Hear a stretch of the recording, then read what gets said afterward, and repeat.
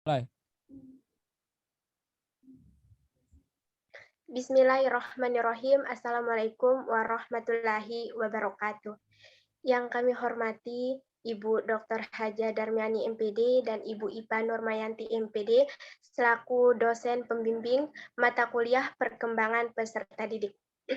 Baiklah, di sini kami dari kelompok 6 yang terdiri dari saya sendiri, Ida Liana, sebagai moderator yang akan memandu jalan diskusi kami hari ini, dan Indri Rahmawati, Ida Ayu Karmaita Suwardani, lalu Ahmed Mujadid Al-Ghifari, dan Muhammad Alif Alfian. Di sini kami akan membahas tentang perkembangan emosional fase usia sekolah dasar, di mana perkembangan emosional fase usia sekolah dasar ini ada beberapa topik yang akan kami bahas. Yang pertama, pengertian perkembangan emosional peserta didik yang nantinya akan dibahas oleh teman saya, Ida Ayu Karmaita Swardani. Untuk topik yang kedua, karakteristik yang mempengaruhi perkembangan emosional peserta didik yang akan dibahas oleh teman saya, lalu Ahmed Mujadid Al-Ghifari. Untuk topik yang ketiga, faktor-faktor yang mempengaruhi perkembangan emosional peserta didik yang nantinya saya sendiri yang akan membahas. Untuk topik yang keempat, upaya yang dapat dilakukan oleh guru atau orang tua dalam mengembangkan perkembangan emosional peserta didik yang akan dibahas oleh teman saya, Indri Rahmawati. Dan untuk topik yang terakhir, manfaat materi yang dipelajari ketika menjadi guru yang akan dibahas oleh teman saya, Muhammad Alif Alfian. Oke, sebelum kita memulai presentasi ini, alangkah baiknya kita membuka dengan sama-sama melafalkan al-basmalah. Bismillahirrahmanirrahim. Bismillahirrahmanirrahim. Baik, untuk menyingkatkan waktu, langsung saja kita ke pembahasan pertama yang akan dibahas oleh Ida Ayu Karmaita Swardani. Kepadanya saya persilahkan.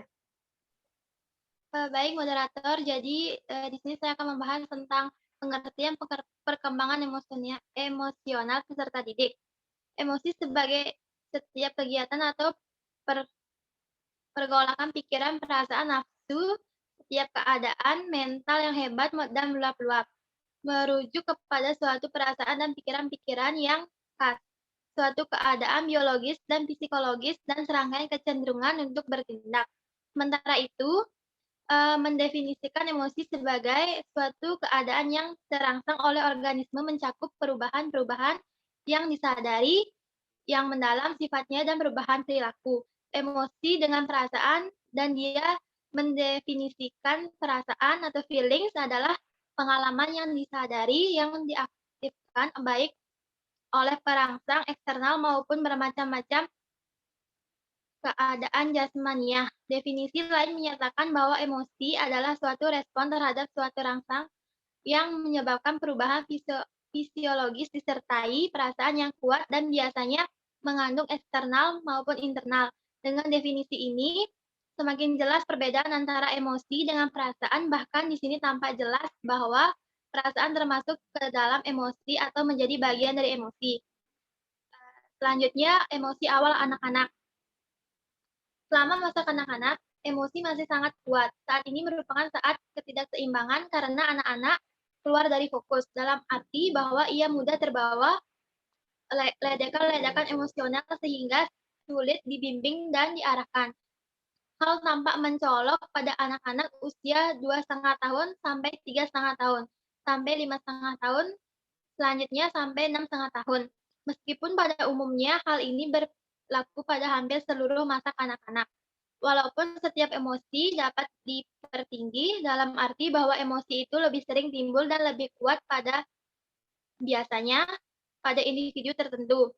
Tetapi emosi yang meninggi pada anak-anak ditandai oleh ledakan amarah yang kuat, kekuatan yang hebat, dan iri hati yang tidak masuk akal. Sehingga sebagai bagian dari emosi yang kuat pada periode ini disebabkan oleh kelemahan akibat lamanya bermain dan tidak mau tidur siang dan makan terlalu sedikit. Sekian yang bisa saya sampaikan, kembali kepada moderator. Baik, terima kasih saya ucapkan kepada Ida Ayu Karmaita Swardani atas penjelasannya. Selanjutnya kita beralih ke topik yang kedua yang akan disampaikan oleh teman saya, lalu Ahmed Mujadid Al-Ghifari. Kepadanya saya persilahkan. Baik, Assalamualaikum warahmatullahi wabarakatuh. Salam sejahtera bagi kita semua. Semoga kita dalam lindungan Yang Maha Kuasa. Baik, terima kasih pada moderator atas waktunya untuk saya membacakan atau menjelaskan apa sih karakteristik perkembangan emosi dari peserta didik itu.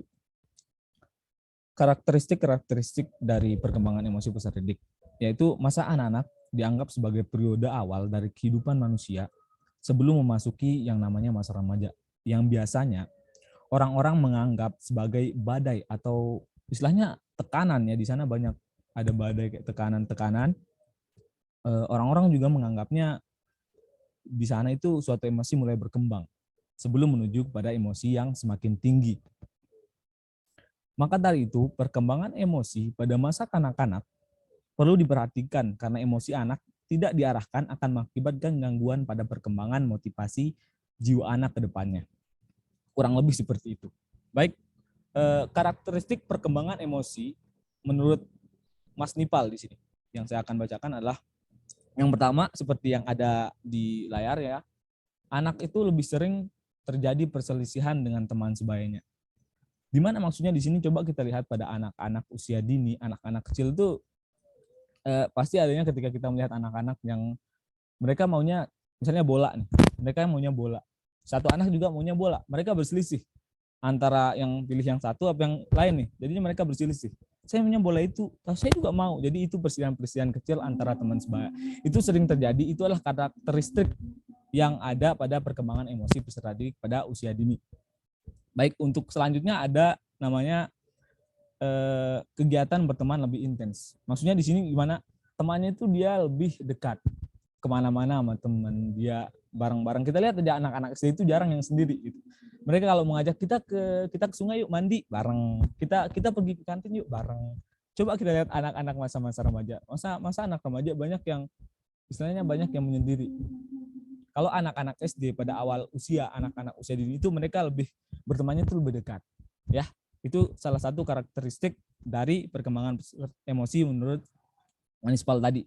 Yang selanjutnya adalah perilaku yang mencolok pada anak usia dini adalah perilaku yang marah, tidak senang. Sebut saja kita contoh si Roni ya. Si Roni ini dia kita lihat anak SD yang namanya si Roni ini dia nggak suka sama siapa misalnya salah satu anak dia nggak suka sama si anak, kelihatan banget dia nggak suka gitu. Kalau anak SD itu kalau nggak suka ya nggak suka, kelihatan. Mungkin teman-teman atau yang lain pernah ngelihat ketika kita ngeliat anak SD itu kalau dia nggak senang sama temennya, dia nggak senang sudah. Itu adalah salah satu karakteristik perkembangan emosi pada peserta didik. Untuk selanjutnya adalah ada interaksi anak dengan teman sebayanya sangat intens. Seperti yang saya bilang tadi, yang kedua tadi berteman lebih intens. Ini sama. Mereka itu kalau temenan itu deket, mereka kemana-mana bareng, kayak lebih dekat istilahnya kayak gimana? Istilahnya lebih dekat kayak gitulah. Baik. Untuk selanjutnya kita akan masuk ke fase karakteristik reaksi emosi sosial pada anak. Yang pertama di sini adalah reaksi emosi anak sangat kuat semakin bertambahnya usia anak. Kita lihat saja contoh pada awal-awal emosi anak itu kita lihat ketika dia nangis. Ketika anak nangis, dia langsung mengeluarkan emosinya. Kita lihat kalau anak-anak sudah masa fase istilahnya kayak remaja yang sudah bisa mengontrol emosinya, yang sudah bisa istilahnya kayak bisa mengontrol emosinya kayak dia nggak jangan sekarang lah. Kalau anak-anak pada usia awal itu kalau dia memang nangis, dia akan nangis gitu. Sangat kuat dia keluarin dia nangis. Misalnya ketika dia bahagia dia akan sangat ada gimana dia main bola yang gimana aktif, dia ceria gitu. Itu adalah salah satu karakteristik reaksi emosi sosial pada anak. Yang kedua adalah reaksi emosi seringkali muncul pada setiap peristiwa dengan cara yang diinginkannya. Jadi peristiwa-peristiwa yang kita lihat misalnya kayak gimana ya? Seringkali muncul pada setiap peristiwa-peristiwa dengan cara yang diinginkannya. Anak-anak akan berubah emosinya ketika mohon maaf, maksud saya yang ketiga, reaksi emosi anak mudah berubah dari satu kondisi ke kondisi lain. Kita lihat anak ketika dia sedih misalnya nih, jatuh gitu. kita datang, kita hibur-hibur, cepat sekali kan perubahan emosi dari suatu anak ketika dia sedih menjadi senang. Itu karakteristik reaksi emosi sosial pada anak pada awal-awal. Ketika dia mungkin lagi senang nih, lagi senang, tiba-tiba dia kesandung, jatuh, dia langsung emosinya keluar, nangis. Itu perubahan kondisi emosi pada anak itu mudah jadi senang, mudah jadi sedih. Itu memang karakteristik dari reaksi emosi sosial pada anak.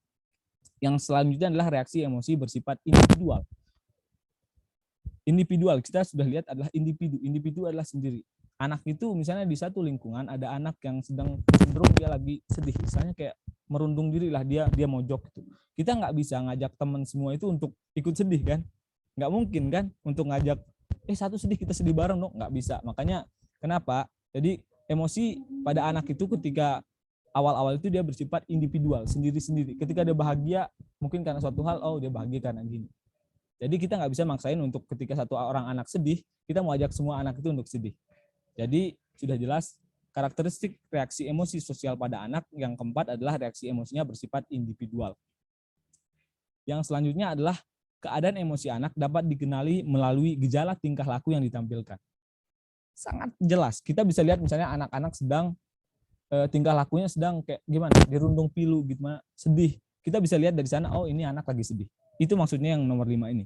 Yang nomor 6 adalah mengatakan emosi dapat diketahui melalui gejala perilaku. Sama, mirip-mirip. Yang ketujuh juga mengatakan emosi seringkali tampak. Jadi untuk anak-anak karakteristik emosinya itu sangat mudah untuk kita lihat. Misal kita lihat dia sedang bahagia, kelihatan. Kita lihat anak-anak itu lagi sedih, kelihatan. Tapi coba kita lihat anak-anak yang masa-masa remaja sekarang, yang masa-masanya udah istilahnya dewasa. Ketika dia sedih, belum tentu dia sedih. Ketika ada anak misalnya satu cewek, kita umpamanya satu cewek nih yang udah remaja, ketika dia bilang dia bahagia, sebenarnya gimana? Kita nggak tahu isi dalam hatinya dia lagi sedih. Itu perbedaan dari anak-anak dengan remaja yang sudah dewasa. Baik, kita berlanjut ke materi selanjutnya, yaitu tentang ciri-ciri emosi pada anak. Yang tadi karakteristik sama ciri-ciri emosi sebenarnya tidak jauh tipis, sangat mirip. Yang dibilang tadi adalah mudah berubah kan? Nomor 1 kita lihat, berlangsung singkat dan berakhir tiba-tiba. Maksudnya di sini di mana berlangsung singkat? Coba kita perhatikan anak-anak pada usia dini itu, gimana perubahan dari emosi senang ke sedihnya. Gimana? Mungkin bisa dalam hitungan jam mereka bisa menjadi sedih. Dalam hitungan jam lagi mereka bisa menjadi bahagia. Itu adalah ciri emosi pada anak, yaitu berlangsung singkat dan berakhir tiba-tiba. Tiba-tiba dia senang, terus tiba-tiba nangis. Pengen beli es. Tiba-tiba ke sana nangis, pengen dibeliin bola. Itu adalah ciri emosi pada anak. Yang kedua adalah terlihat lebih hebat.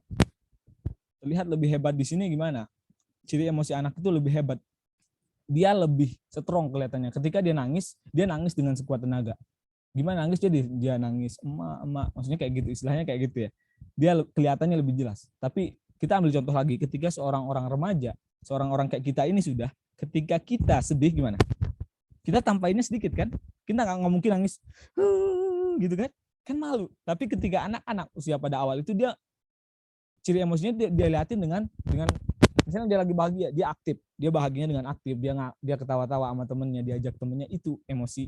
Tapi ketika kita lihat anak-anak remaja masa sekarang atau kayak kita kalau bahagia ya udah bahagia, senang, lagi senang kan? Ya senyum, sekedar simpel kayak gitu. Itulah perbedaannya. Jadi kalau emosi pada anak itu dia kelihatan lebih kuat. Kalau dia nangis dia lebih kelihatan. Kalau dia lagi bahagia dia lebih kelihatan. Kembali lagi bersifat sementara dan dangkal. Seperti yang saya bilang tadi, emosi pada anak itu sebentar-sebentar berubah. Sebentar-sebentar kayak gini. Sebentar-bentar senang, sebentar-bentar sedih. Itu. Dan lebih sering terjadi. Sama. Bersifat dangkal dan lebih sering terjadi ini maksudnya sama. Di mana emosi anak itu dia sering terjadi. Nah, sekarang dia lagi moodnya, dia lagi pengen digendong. Istilahnya dia pengen lari-lari. Dia istilahnya pengen sedang lagi gini-gini. Emosinya berubah-ubah. Sekarang dia nangis. Dia cemburu. Itu adalah ciri emosi pada anak. Yang kelima, dapat diketahui dengan jelas dari tingkah lakunya. Sama tadi dengan karakteristik yang saya bahas, bahwa mengatakan dapat diketahui dengan jelas dari tingkah lakunya. Dengan caranya, gimana kalau dia lagi dirundung kesedihan, dia mojok. Misalnya kita lagi belajar, kita jadi seorang guru, kita ngajak, kita lihat. Itu anak kenapa? Jelas, kelihatan dia lagi sedih, dia lagi nangis. Dia mundur ke belakang. Jadi mungkin sampai sini paham. Kita akan berlanjut ke materi yang selanjutnya, yaitu pola umum emosi awal masa kanak-kanak. Yang pertama ada amarah. Anak-anak itu baru kenal amarah. Kalau anak kecil kan kalau dimarah ya udah marah. Saya marah sama kamu. Dia nangis, itu marah. Takut, kelihatan banget ketika anak itu takut, dia akan misalnya takut sama ayam kelihatan. Kalau masa-masa udah gede, itu kalau takut kita masih kayak sembunyi-sembunyiin, kita kayak gimana-gimanain gitu. Yang ketiga ada cemburu. Cemburu pada anak itu kelihatan jelas. Mungkin ketika kita menjadi seorang guru, kita terlalu aktif sama salah satu orang anak, misalnya namanya si Tono, sedangkan si Fitri kita nggak lihat, si Fitri ini akan merasa ada rasa cemburu dan iri hati di dalam hatinya, kayak kok saya nggak dianggap gitu, kok saya ngerasa dia nggak diakui. Itu adalah pola emosi umum awal masa kanak-kanak. Jadi wajar anak-anak itu akan nangis, wajar kalau anak-anak itu akan merasa cemburu, karena itu memang pola emosi umum awal masa kanak-kanak. Yang keempat kita mengatakan adalah ingin tahu. Sangat besar rasa ingin tahu dari seorang anak. Kita lihat contoh, seperti yang pernah saya dengar, ada dosen pernah cerita, kalau nggak salah itu dosen pramuka, yang mengatakan anak-anak SD itu ingin tahunya sangat besar. Ada pernah suatu cerita, ada seorang pedagang pentol dipanggil oleh guru untuk masuk ke kelas, ke kantor oleh guru. Tapi si anak-anak ini kan karena tidak tahu siapa itu, mereka masuk, mereka ikut nonton. Itu sebagai contoh bahwa awal masa kanak-kanak itu pola emosinya itu sangat ingin tahu tentang entah itu apa, tentang pelajaran, entah orang, mereka sangat ingin tahu. Jadi kita sebagai seorang guru itu dia apa? Digugu dan ditiru. Jadi marilah kita menjadi guru yang ditiru dengan hal-hal baik, bukan hal-hal yang tidak baik. Baik, selanjutnya adalah gembira. Gimana anak SD gembira? Ya sudah jelas, mereka bahagia, senang, sedih. Masuk ke sedih, mereka juga sedih, mereka juga sedih, mereka kadang menyembunyikan diri, mengasingkan diri, masih anak kecil, masih ngomong-ngomongnya masih malu gitu. Itu anak kecil. Kasih sayang. Mereka kasih sayang sama satu lain, teman-temannya. Mungkin ada suatu orang anak yang kasih sayang tinggi pada anak kecil itu, mungkin ceritanya mereka dia lagi bawa bekal nih. Saya lagi bawa bekal nih. Mau nggak gitu. Itu adalah contoh kasih sayang yang ada masih pada emosi pada awal-awal masa umum kanak-kanak. Baik, mungkin untuk selanjutnya, mungkin yang ini sudah jelas ya, pola emosi umum awal kanak-kanak ini bisa dilihat, mungkin amarah, takut, cemburu ini mungkin sudah jelas. Bisa kita perhatikan juga langsung pada anak-anak. Saya akan lanjut ke materi selanjutnya. Oh, sepertinya materi saya sampai di sini, kembali ke moderator. Iya, baik. Terima kasih lalu Ahmed Mujadid. Wow, penjelasannya sangat memuaskan sekali ya, teman-teman. Baik, selanjutnya di sini saya akan melanjutkan pembahasan yang selanjutnya, yaitu faktor-faktor yang mempengaruhi perkembangan emosi pada peserta didik. Nah, secara umum, perkembangan emosi ini dipengaruhi oleh kematangan dan belajar anak tersebut. Nah, faktor-faktor yang dapat mempengaruhi perkembangan emosi itu yang pertama adalah keadaan anak atau keadaan individu pada anak tersebut. Misalnya, anak tersebut memiliki kekurangan atau memiliki cacat tubuh. Kekurangan pada diri anak ini sangat mempengaruhi perkembangan emosionalnya, bahkan akan berdampak lebih jauh pada kepribadian anak. Misalnya, ada teman yang mengejeknya, misalkan dia mempunyai kekurangan di bagian tubuh seperti mata mungkin, terus dia disinggung oleh temannya atau dia diejek oleh temannya yang lain. Nah, di sini akan menimbulkan emosi anak tersebut. Misalnya dia bisa rendah hati, rendah diri, terus mudah tersinggung, dan menarik diri dari lingkungannya. Kemudian yang kedua ada faktor belajar. Nah, di mana faktor belajar ini mereka belajar dari pengalaman. Anak itu akan menentukan reaksi potensial mana yang mereka gunakan untuk marah. Misalkan mereka menonton sebuah film atau menonton sebuah animasi. Nah, mereka akan belajar dari apa yang mereka lihat tersebut. Misalkan dia menonton sebuah film Naruto, di mana film Naruto itu menontonkan yang karakter-karakternya itu yang kayak gimana ya? Yang kayak berkelahi gitu. Nah, di situ anak tersebut akan Nah, anak tersebut akan mudah untuk meniru karakter yang mereka lihat tersebut. Dan misalkan mereka bertemu dengan teman sebayanya, mereka ada yang tidak suka dari temannya itu, atau mereka meminjam sesuatu kepada temannya ini. Terus si temannya ini tidak mau minjamkan kepada dia. Nah, di sini akan muncul reaksi emosionalnya.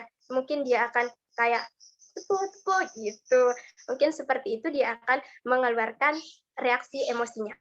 Kemudian ada konflik. Nah, konflik dalam proses perkembangan setiap anak itu melalui berbagai konflik dalam menjalani fase-fase perkembangan yang pada umumnya itu dapat dilalui dengan sukses. Kemudian yang selanjutnya, lingkungan keluarga. Kita berbicara tentang keluarga ini merupakan salah satu fungsi keluarga ini adalah sosialisasi nilai keluarga mengenai bagaimana anak itu bersikap dan perilaku. Di sini keluarga itu sangat berperan penting, atau keluarga ini yang pertama kali mengajarkan individu itu bagaimana mereka bersikap, bagaimana mereka bertingkah laku kepada orang lain.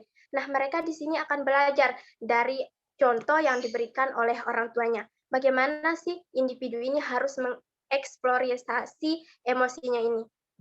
Di sini orang tua itu sangat berperan penting untuk memberikan arahan kepada anaknya. Misalkan dia berkelahi sama temannya. Di sini orang tua itu sangat berperan penting. Dia untuk menasihati anaknya agar tidak berkelahi sama si temannya ini. Kemudian keluarga itu merupakan lembaga pertumbuhan dan belajar awal yang dapat mengantarkan anak menuju pertumbuhan dan belajar selanjutnya. Gaya pengasuhan keluarga akan sangat berpengaruh terhadap perkembangan emosi anak. Apabila anak dikembangkan dalam lingkungan keluarga yang emosinya positif, otomatis anak ini jika dia bersosialisasi dengan orang-orang di luar sana, misalkan dia mendapatkan sebuah masalah, pasti dia menyelesaikannya itu dengan kepala dingin. Mungkin ada sih sedikit-sedikit emosinya, tapi tidak langsung membara gitu emosinya si anak ini untuk meluapkan rasa amarahnya kepada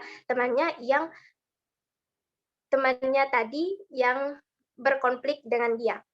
Kemudian apabila anak itu dikembangkan dalam lingkungan keluarga yang emosinya negatif, otomatis jika dia bersosialisasi dengan orang-orang atau dia mempunyai konflik dengan orang-orang, dia tidak bisa menyelesaikan masalahnya itu dengan kepala dingin. Mungkin dia langsung berkelahi atau berantem mungkin, lebih main ke fisik seperti itu. Kemudian yang selanjutnya, metode-metode yang dapat menunjang perkembangan emosi anak ini. Yang pertama adalah belajar dengan coba-coba. Nah, belajar dengan coba-coba ini adalah anak itu belajar untuk mengekspresikan emosinya dengan bentuk perilaku yang memberikan pemuasan sedikit atau sama sekali tidak memberikan kepuasan terhadap diri anak ini. Kemudian belajar dengan cara meniru. Nah, belajar dengan cara meniru ini adalah mereka mengamati hal-hal yang ada di lingkungan sekitar mereka. Misalkan seperti yang saya jelaskan tadi, dia menonton sebuah animasi, atau kita ambil contoh dekat, misalkan dia pergi keluar atau pergi ke toko atau ke mall gitu. Nah, di sana dia melihat seorang yang berantem. Dia melihat seorang yang sedang berkelahi mungkin. Nah, sampai jadi rumah, mungkin kalau dia ada konflik bersama temannya atau orang tuanya di rumah tersebut, mungkin dia akan secara langsung untuk meluapkan emosinya dengan cara yang dia lihat tadi. Mungkin seperti itu. Yang selanjutnya belajar dengan mempersamakan diri. Nah, anak ini hanya meniru emosi orang yang dianggap sama dengan karakter dirinya. Maksudnya di sini kita ambil dekat saja contohnya, misalkan dia mempunyai teman ini. Dia mempunyai teman 2 atau 3. Di dalam temannya ini mungkin memiliki kesamaan karakter dari ketiga temannya ini. Misalkan si temannya A ini dia suka memukul pada saat memiliki masalah atau cara meluapkan emosinya ini. Secara otomatis anak ini akan meniru gaya si anak yang yang tadinya itu dengan cara memukul. Misalkan dia berkonflik sama teman yang lain, otomatis misalkan kayak gini, kayak dia nggak suka, dia ngomong ini ke ini gitu. Terus secara otomatis tangannya ini akan mungkin langsung memukul ke anak tersebut. Kemudian belajar dengan melalui pengkondisian. Nah, dengan metode ini anak itu situasinya yang mulanya gagal memancing reaksi emosional, kemudian berhasil dengan cara asosiasi dan pengondisian terjadi dengan mudah dan cepat pada tahun-tahun awal kehidupan, karena anak kecil kurang mampu menalar, mengenal betapa tidak rasionalnya reaksi mereka. Maksudnya begini, misalkan ada seorang anak, si anak A dan si anak B. Terus si anak B ini dia mempunyai mainan atau mobil, dan anak A ini dia mau mempunyai mobil seperti apa yang dimiliki seorang anak B. Otomatis di situ dia mungkin akan rewel, meminta kepada ibunya, "Bu, aku mau dibelikan ini, Bu, aku mau ini." Mungkin seperti itu. Dan ketika dia bermain bersama, terus dia meminjam kepada si anak B ini, dia tidak mau kasih. Nah, di sini dia mungkin akan memancing reaksi emosinya si anak B ini, atau mungkin dengan dia kayak mengambil gitu. Terus si anak B ini kan otomatis reaksinya itu, reaksi emosinya ini kan akan keluar dengan cara dia tidak akan mengasihi kepada si anak A ini. Nah, disitulah terjadi akan yang namanya reaksi. Dan mungkin di situ ada orang tua atau orang dewasa yang akan mengalihkan perhatian si anak B ini dan agar tidak terjadi emosi kepada si anak A ini. Mungkin seperti itu. Yang selanjutnya, belajar di bawah bimbingan dan pengawasan. Anak diajarkan secara bereaksi yang dapat diterima jika suatu emosinya terangsang. Nah, dengan pelatihan, anak-anak yang dirangsang ini untuk bereaksi terhadap rangsangan yang biasanya membangkitkan emosi yang menyenangkan dan dicegah agar tidak bereaksi emosionalnya ini. Mungkin penjelasan yang di sini sama yang kayak yang saya jelaskan tadi, belajar melalui pengkondisian dan belajar di bawah bimbingan dan pengawasan ini harus ada orang tua atau orang dewasa yang mengawasi ketika anak-anak ini bermain. Kenapa? Agar tidak terjadi hal-hal yang tidak kita inginkan. Karena yang namanya anak kecil, kalau mereka bermain, kan mereka pasti saling rebut-rebutan. Nah, kalau tidak ada orang tua di situ, mungkin mereka akan saling mencakar atau memukul satu sama lain. Tetapi dengan adanya pengawasan, orang tua ini mungkin akan bisa meredahkan atau mengalihkan perhatian anak-anak ini agar tidak terjadi yang namanya emosi. Mungkin itu saja yang dapat saya sampaikan dari faktor-faktor yang mempengaruhi perkembangan emosional anak ini. Selanjutnya, selanjutnya kita akan ke pembahasan selanjutnya yang akan dibahas oleh teman saya, Indri Rahmawati. Kepadanya saya persilahkan. Baik, terima kasih kepada moderator atas waktu yang telah diberikan. Di sini saya akan membahas mengenai upaya yang dilakukan oleh guru maupun orang tua untuk mengembangkan perkembangan emosional peserta didik. Nah, ketika kita membahas tentang peran guru dan orang tua, kita bahas peran orang tua dulu ya. Kita pasti akan secara tidak sengaja menyinggung tentang keluarga. Mengapa? Karena keluarga merupakan lingkungan sosial pertama yang ditemui individu sejak mereka lahir ke dunia. Lingkungan keluarga pertama mereka itu ayah, ibu, dan individu itu sendiri. Sehingga pengembangan kecerdasan emosional anak ini berawal dari rumah. Kita juga akan menyinggung masalah pola asuh orang tua ya, karena hal ini berperan penting kan dalam perkembangan emosional seorang anak. Apa sih itu pola asuh orang tua? Pola asuh orang tua yaitu bagaimana orang tua mengontrol, membimbing, dan mendampingi anak-anaknya untuk melaksanakan tugas-tugas perkembangan menuju pada proses pendewasaan. Di sini ada 4 pola asuh. Yang pertama ada pola asuh otoriter atau authoritarian. Tipe pola asuh anak yang pertama ini yaitu menjadikan orang tua sebagai pemegang kekuasaan tertinggi dalam mengasuh anak. Pola asuh ini menuntut kepatuhan yang tinggi dari anak-anak. Ya, pola asuh ini biasanya bersifat kaku, tegas, menerapkan hukuman jika tidak sesuai aturan. Orang tua cenderung selalu benar dalam mengemukakan pendapat. Pola asuh ini akan membentuk seorang anak dengan kepribadian, karakter disiplin dan patuh. Namun sayangnya,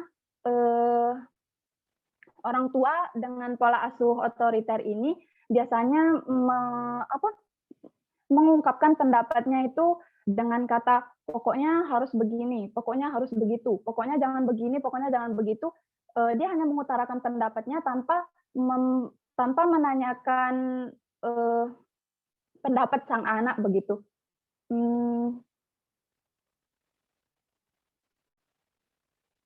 Ya benar.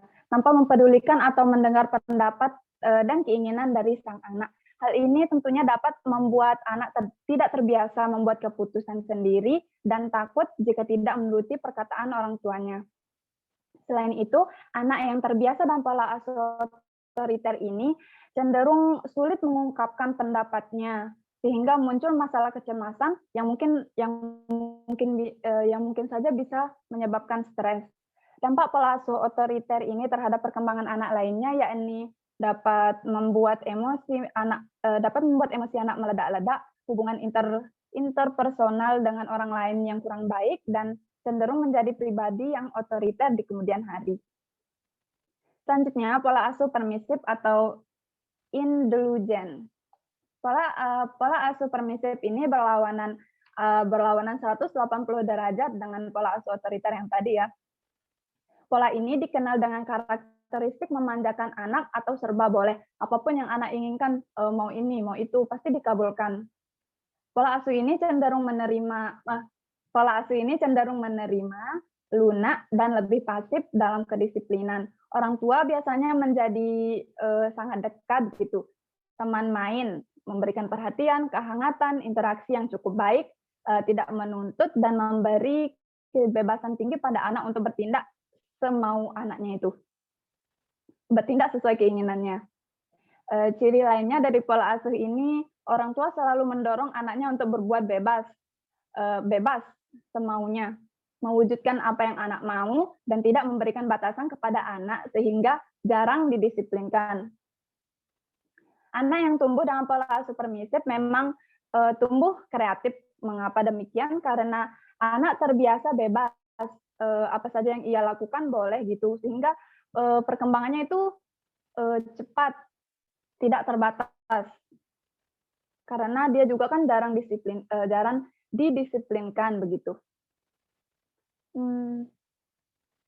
Namun hal tersebut tidak sepenuhnya baik karena dalam jangka panjang anak akan menjadi bingung karena tidak terbiasa dengan batasan yang ada. Dulu saat saya kecil saya boleh melakukan ini, boleh melakukan itu. Tapi besok kalau dia udah besar, dia pasti sulit gitu.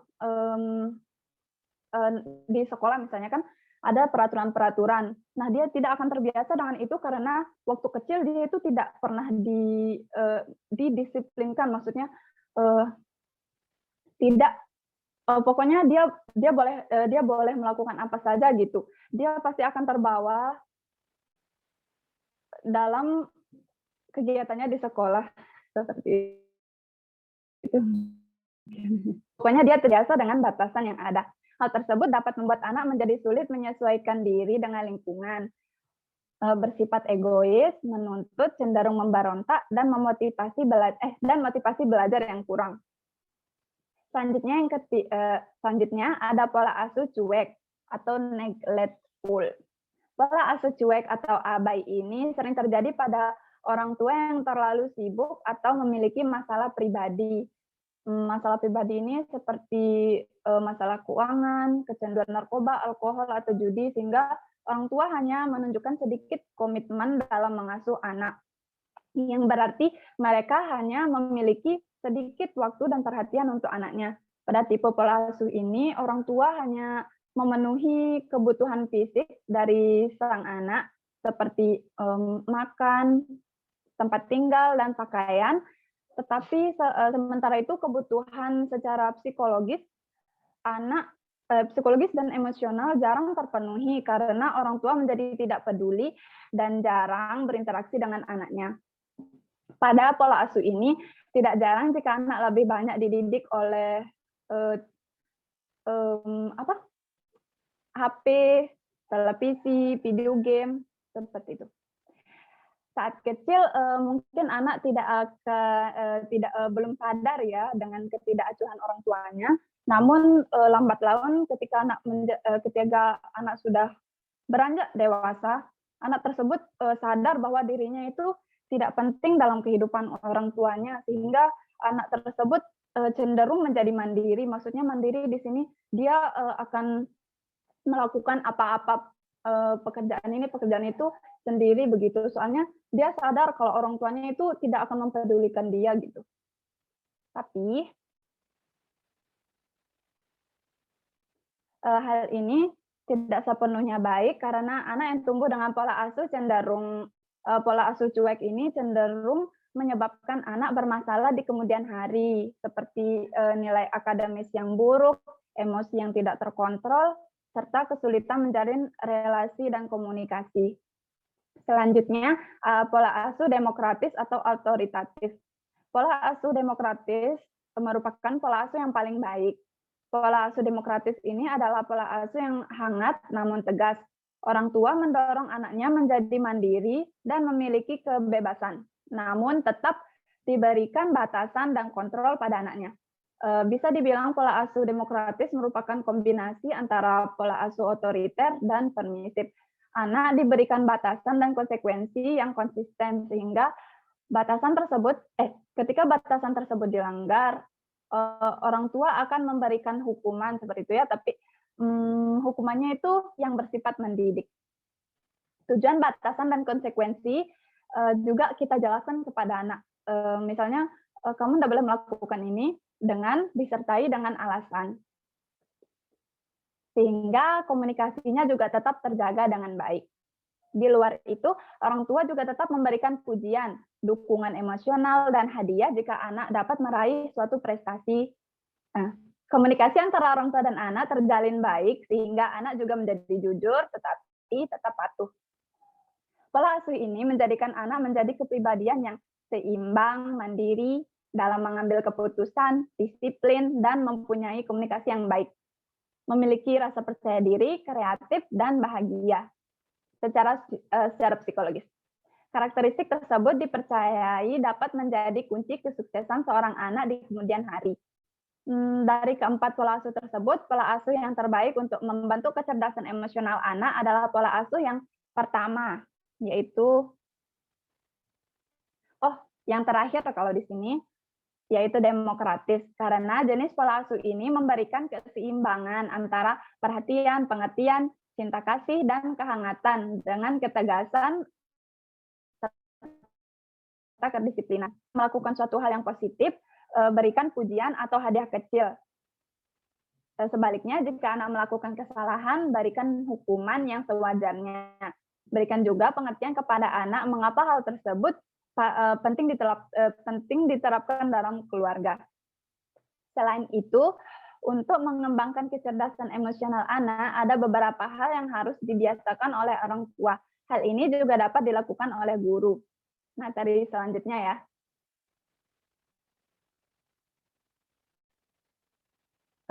Next slide. Ya. Ini beberapa hal yang harus dibiasakan oleh orang tua. Hal ini juga dapat dilakukan oleh guru karena guru adalah orang tua dari anak-anak di lingkungan sekolah. Yang pertama, memahami sudut pandang anak. Anak bukanlah orang dewasa, sehingga orang tua maupun guru perlu memahami bahwa pola pikir dan sudut pandang seorang anak akan berbeda dengan orang tua. Dengan memahami sudut pandang anak, kita akan lebih mudah untuk memberikan pengertian kepada anak mengapa dia tidak boleh melakukan ini, misalnya seperti itu. Yang kedua, berikan contoh yang baik. Seorang anak akan mengikuti perilaku orang tuanya maupun guru ketika di sekolah. Dengan oleh karena itu, untuk mengembangkan kecerdasan emosional anak, kita juga harus memiliki kecerdasan emosional yang baik pula. Tunjukkan perilaku yang positif dan penuh tanggung jawab baik di rumah maupun di luar rumah. Yang ketiga, biarkan anak berekspresi dan dengarkan pendapatnya.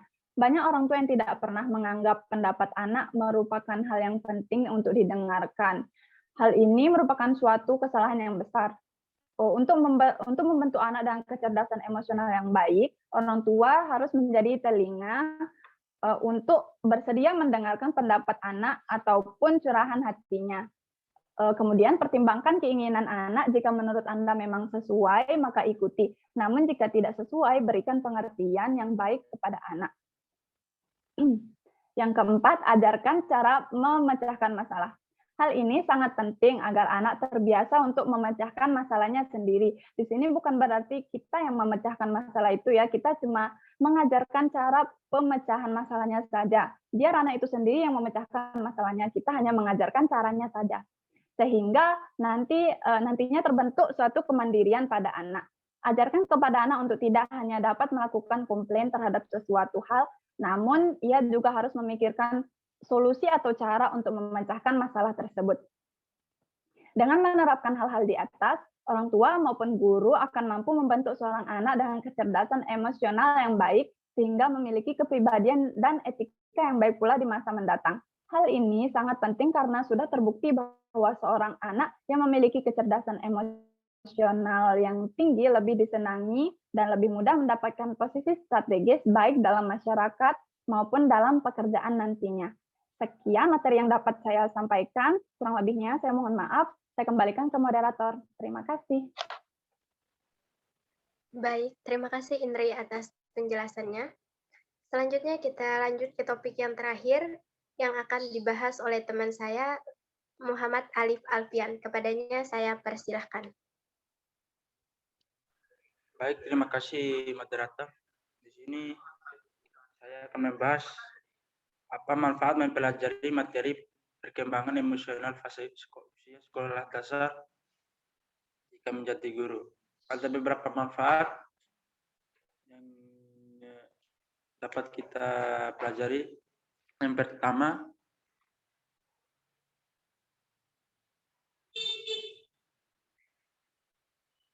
memberikan gambaran tentang perkembangan manusia sepanjang rentang kehidupan beserta faktor-faktor yang mempengaruhinya, yang meliputi aspek fisik, intelektual, emosi, sosial, dan moral. Yang kedua, memberikan gambaran tentang bagaimana proses pembelajaran yang sesuai dengan tahapan perkembangan peserta didik. Dan juga kita dapat memilih metode pengajaran yang sesuai dengan emosi anak-anak,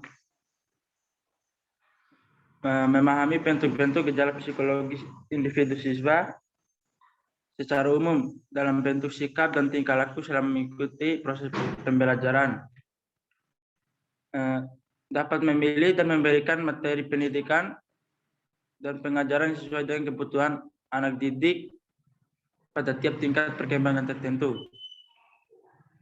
Memahami bagaimana seharusnya pelaksanaan proses belajar dan pembelajaran agar tercapai tujuan-tujuan pembelajaran secara efektif. Mungkin itu saja yang dapat saya sampaikan. Saya kembalikan ke moderator. Baik, terima kasih Alif atas pembahasannya.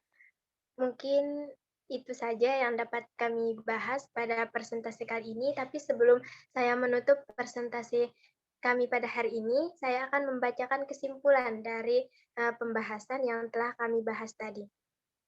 Perkembangan emosional adalah proses dari potensi yang dimiliki oleh individu yang disertai warna efektif baik pada tingkat lemah atau dangkal maupun pada tingkat yang luas atau mendalam. Emosi sebagai perasaan bergejolak di dalam individu disertai dengan perubahan-perubahan fisiologis tubuh, misalnya kontraksi-kontraksi otot, sekresi kelenjar-kelenjar tertentu, peredaran darah cepat, atau denyut nadi. Lain dari hal itu, emosi dapat diklasifikasikan dengan mempergunakan 3 dimensi perasaan menurut Wundt sebagai berikut. Emosi takut, terkejut, marah, gembira, benci, asmara, sedih nestapa, kecewa, rasa lega, dan murung. Dalam sebuah penelitian, perkembangan emosi sangat dipengaruhi oleh 2 faktor, yaitu faktor kematangan dan faktor belajar. Kedua faktor tersebut memiliki hubungan yang sangat erat satu sama lain dan akan mempengaruhi perkembangan intelektual. Hal itu akan menghasilkan suatu kemampuan berpikir kritis, mengingat, menghafal, dan reaktif terhadap rangsangan. Berikut ada beberapa contoh tentang pengaruh emosi terhadap perilaku individu. Yang pertama, memperkuat semangat. Apabila orang merasa senang atau puas atas hasil yang telah dicapainya. Yang kedua, melemahkan semangat. Apabila timbul rasa kecewa karena kegagalan dan sebagai puncak dari keadaan ini ialah timbulnya rasa frustasi. Yang ketiga, menghambat atau mengganggu konsentrasi belajar. Apabila sedang mengalami ketegangan emosi dan bisa juga menimbulkan sikap gugup atau nervous dan gagap dalam berbicara. Mungkin itu saja kesimpulan dari pembahasan kami hari ini. Akhir kata dari kami, wassalamualaikum warahmatullahi wabarakatuh.